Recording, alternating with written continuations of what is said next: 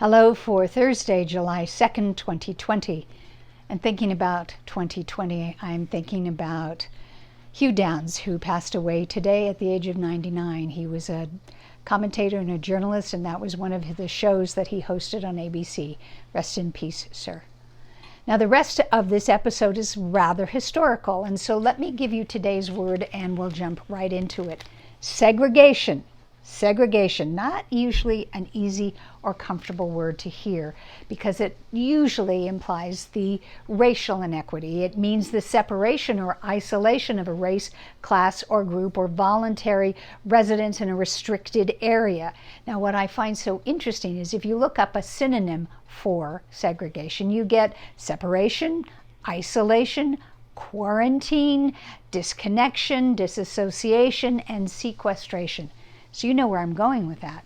Right now, all of us are experiencing a level of segregation, and many people are reacting violently to that as well.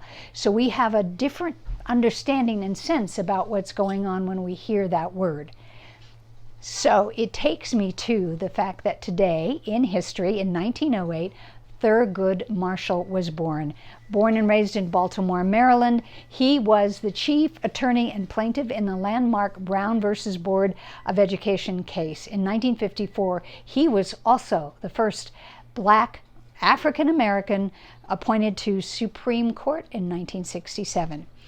He was born Thurgood Marshall. However, in the second grade, he had trouble spelling his own name, so he's the one who changed it to Thurgood Marshall.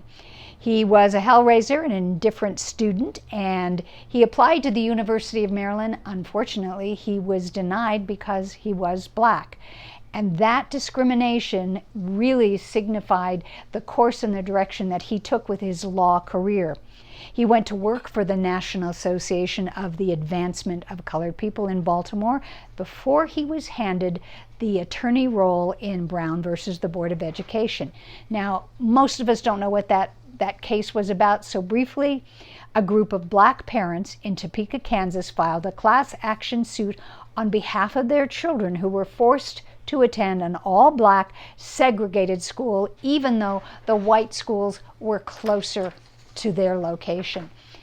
Now, that was a really important case, and he argued, quote, equal means getting the same thing at the same time in the same place. And on May 17, 1954, the Supreme Court ruled that racial segregation violated the Equal Protection Clause of the 14th Amendment and changed the landscape of American education forever. He died in 1993, and in the aftermath of his death, one obituary read, quote, we make movies about Malcolm X. We get a holiday to honor Dr. Martin Luther King Jr., but every day we live with the legacy of Justice Thurgood Marshall. Now, what's interesting to note is on this same day, July 2nd in 1964, before he became a Supreme Court justice, the U.S. president at that time, Lyndon Baines Johnson, signed into law the historic Civil Rights Act in a nationally televised ceremony directly from the White House. And it was regarding the case Brown versus Board of Education that when the Supreme Court ruled racial segregation in schools was unconstitutional. Now, I know we're still working on getting a lot of that resolved.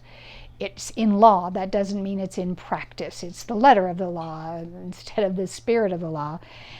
Now, also today's date, July 2nd, was when the Second Continental Congress officially adopted Richard Henry Lee's proposal for the independence from Great Britain. The vote was a unanimous vote except for New York. So there was segregation from England happening in our country. I don't know why. This week is very potent for things like that. So stay tuned because we have more coming up since it is Independence Week. Till then, stay safe, stay sane, stay you.